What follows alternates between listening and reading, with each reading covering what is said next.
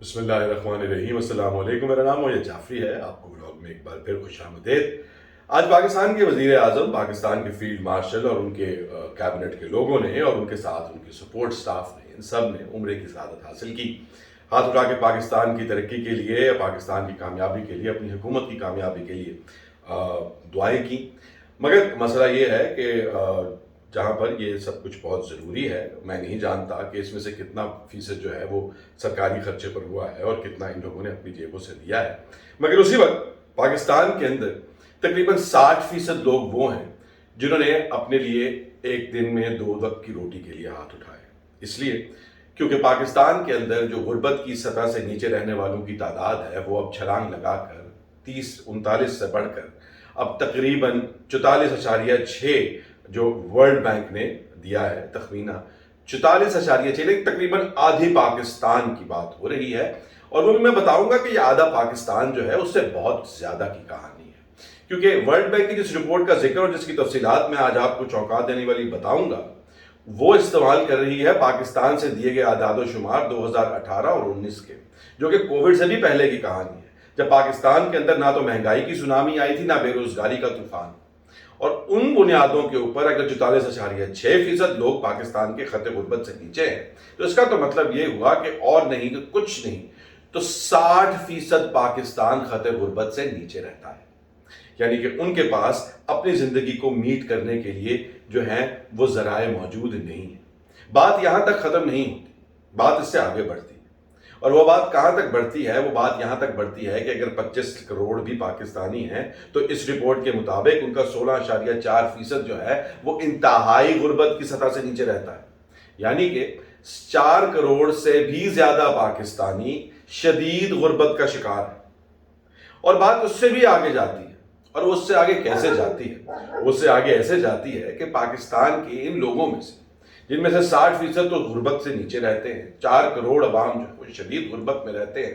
اور اگر world bank کے اپنے سٹینڈرڈ کو دیکھا جائے، جہاں پر انہوں نے کہا ہے کہ جو اپر مڈل کلاس ہے وہ ہے جس کے گھر کے اندر مل ملا کے ٹوٹل جو آمدنی ہے وہ 60 سے 65 ہزار روپے ہے۔ اس ملک کے اندر یاد رکھیے جہاں پر بجلی کے بل گرمیوں میں اگر آپ گھر کے اندر 3 پنکھے یا 2 پنکھے لگاتے ہیں تو 12 سے 20 ہزار کے درمیان آپ کا بل آتا ہے۔ اس ملک کے اندر 60 سے 65 ہزار روپے آمدنی والے گھر اگر آپ اپر مڈل کلاس کہیں تو 88.6% پاکستان اپر مڈل کلاس کا حصہ نہیں بنتا۔ 88.6% پاکستانی جو ہیں ان کے گھر میں 60 ہزار روپے فی جسے کہتے ہیں منتھلی انکم اس سے بھی نیچے ہے۔ اب اس کا مطلب یہ ہوا کہ پاکستان کے اندر اس وقت جو مڈل کلاس ہے وہ شرنک کیا ناپید ہوتی چلی جا رہی ہے۔ غربت کا اس طرح کا دورہ ہے، اس قدر بے روزگاری کے مسئلے مسائل ہیں کہ ہم لوگ جو ہیں وہ آنکھیں میچ کر پاکستان زندہ باد کے نعرے اپنے، ظاہری بات ہے ہم محب وطن لوگ ہیں وہ تو ہم لگاتے رہیں گے، مگر اس ملک کے اندر جہاں پر ہم سے وعدہ کیا گیا ہے ہمارے سوشل کانٹریکٹ، ہمارے آئین کے مطابق، وہاں پر ہم لوگوں کے لیے کیا بچا ہے؟ عید الاضحیٰ کل ہے، آپ لوگ سب جانتے ہیں۔ آپ اگر جا کر بیپاریوں سے بات چیت کریں جو میں نے کی، اگر آپ بیپاریوں کو بھی چھوڑ دیں، اپنے ارد گرد دیکھیں تو وہ لوگ جو پہلے کتنی قربانی کیا کرتے تھے اب کتنی کر رہے ہیں، ایسے کتنے لوگ ہیں جو پہلے قربانی کیا کرتے تھے مگر اب کرنے کے قابل نہیں ہیں، اور جو جانوروں کی قیمتیں ہیں وہ کہاں سے کہاں جا رہی ہیں، لوگوں کی کیا حالت ہے۔ بازاروں کا چکر لگائیں، باہر نکل کر دیکھیں کہ شاپنگ کس طرح ہے، لوگوں کی زندگیوں کے اندر غربت کا کیا حال ہے۔ آپ کہیں بیٹھ کر کھانا کھائیں، کسی جگہ پر کسی غریب سے بات کریں، آپ کو اندازہ ہو کہ پنجابی میں کہتے ہیں کس پاو وک دی۔ اور یہ جو 88.6% اور 60% کے بیچ میں کوئی 21% جسے آپ مڈل کلاس کہہ رہے ہیں، ان کا زندگی کا المیہ سب سے بڑا ہے۔ اس کا زندگی کا المیہ سب سے بڑا یہ ہے کہ وہ غریب تو نہیں ہے، نہ ہی کوئی ان کو غریب مانتا ہے، اس لیے وہ غریبوں کی طرح جو ہے وہ زندگی نہیں گزار سکتے، ان کو زندگی کا ایک سٹینڈرڈ بھی مینٹین کرنا ہے، اور نہ ہی وہ امیر ہے، ان کو دکھنا امیروں کی طرح ہے۔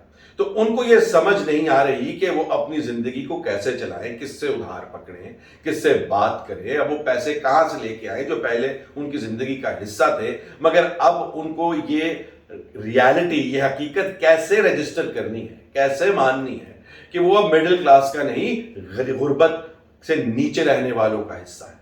مگر جہاں یہ سب کچھ چونکا دینے والا اور پریشان کن ہے، اس سے زیادہ مایوس کن بات یہ ہے کہ اس سب سے باہر نکلنے کے لیے جو سب کچھ چاہیے، کسی بھی معاشرے کو غربت سے باہر نکلنے کے لیے جن چیزوں کی ضرورت ہوتی ہے، پاکستان میں بائی ڈیزائن کسی مصیبت، کسی آفت کی وجہ سے نہیں، جان بوجھ کر وہ چیزیں جو ہیں ان کو بالکل معیوب اور ان کو اپاہج کر دیا گیا ہے. کسی بھی ملک کے اندر ترقی کے لیے آپ کو لا اینڈ آرڈر کی ضرورت ہوتی ہے، جہاں سب کے لیے قانون ایک جیسا ہو.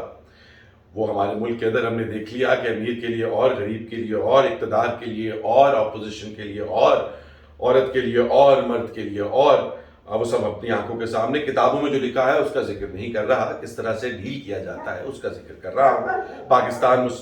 پاکستان تحریک انصاف کے 9 مئی کے اندر پکڑے گئے کئی ایسے ہزاروں لوگ ہیں جن کا آج تک ٹرائل بھی نہیں ہو سکا. تو دوسری چیز ہوتی ہے کہ اس ملک کے اندر انصاف مہیا ہونا چاہیے. ہمارے ملک کے اندر انصاف کا گلا گھونٹا گیا پہلے، اور اب اس کے بعد مکہ مار کے اس کے دانت بھی توڑ دیے گئے اور اس کی ریڑھ کی ہڈی بھی کھینچ کر باہر نکال دی گئی اور نام دے دیا گیا 26 ترمیم، جس کے نتیجے میں اب ہم سب اپنی آنکھوں کے سامنے دیکھ رہے ہیں کہ کیا بنتا ہے، کیا ہو رہا ہے.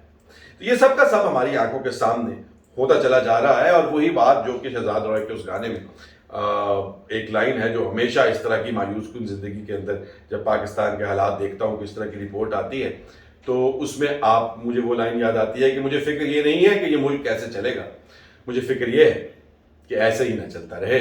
اور کہانی کچھ بالکل اسی ڈگر پر فی الحال چلتی ہوئی نظر آ رہی ہے. اگر آپ پاکستان تحریک انصاف کی بات کریں تو وہاں پر آپ کو جس طرح کی افراتفری ہے، جس طرح کی نفسا نفسی ہے، وہ دیکھ کر تو دماغ سن ہو جاتا ہے.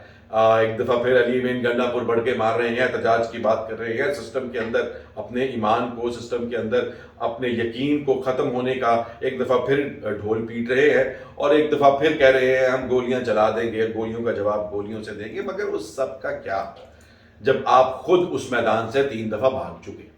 آپ کے اوپر پاکستان تحریک انصاف کا ووٹر اور سپورٹر کس طرح سے یقین اور اعتبار کر سکتا ہے؟ علیمہ خان ہے تو ان کا بیان جو ہے وہ بالکل اس کے برعکس ہے.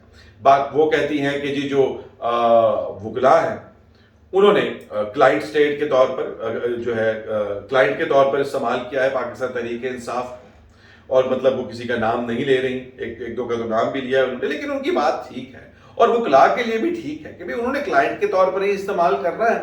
ان آئیڈیالوجیکلی اگر کوئی آئے گا تو وہ ایک الگ کہانی ہے. لیکن یہ سب کا سب خان صاحب کے لیے مستقبل میں باہر آنے کے حوالے سے مایوس ہے، معیوب ہے. لیکن ابھی تو فی الحال اس بارے میں کوئی مثبت خبر آپ کو نہیں دی جا سکتی. دوسری جانب نریندر مودی جو ہے وہ اپنی دھمکی کے اوپر ایک کے بعد ایک نئی شغلی چھوڑ رہا ہے. دریائے چناب کے اوپر اس نے اپنا جو غاصبانہ قبضہ ہے اس کو جو وہ کہتا ہے کہ جی ہم پاکستان کا پانی بند کر دیں گے، اس حوالے سے آج اس نے جموں مقبوضہ کشمیر کے اندر چناب ریور کا جو ہے وہ افتتاح کیا سمبولکلی. اور چونکہ چناب ریور وہی ریور ہے جس کے اوپر وہ اپنی جو نہری نظام ہے اس کو لمبا کر کے پاکستان کے پانی کو تکلیف میں لانے کی کوشش کر رہا ہے. ریور رنبیر کینال کہلاتی ہے وہ، جس کو وہ نہر کو لمبا کرنے کی بات چیت ہو رہی ہے، اس کے اوپر میں بلاگ بھی کر چکا ہوں. اور دوسری جانب ایک طرف تو یہ کر رہا ہے، مگر دوسری جانب جو ان کے ڈپلومیٹک جو سفارتی انہوں نے اپنا وفد بھیجا تھا، اس کے جو ہیڈ تھے ششی تھرور صاحب، ان کو ان کے اپنے ہی بیٹے نے جو ہے وہ پڑھنے ڈال دیا اور ان سے جو سوال کیا وہی سوال جو کہ پوری دنیا بھارت سے کرتی ہے، اور اس سوال کے جواب میں وہ ڈگمگ ڈول گئے، اس کا جواب نہیں دے سکے کیونکہ اس کا کوئی جواب ان کے پاس تھا نہیں. اسی جواب کے ساتھ آپ کو چھوڑتا ہوں. Have any of your government interlocutors asked you to show evidence of Pakistan's culpability in the initial attack? And what do you say to the repeated Pakistani denials of having any hand in the initial attack? Okay, well, I'm very glad you raised this, Ishant. I didn't plant it, I promise you. This guy does this to his dad. Very simply, no one had any doubt, and we were not asked for evidence. But media have asked, and so you are speaking for your tribe in that in 2 or 3 places media asked this question.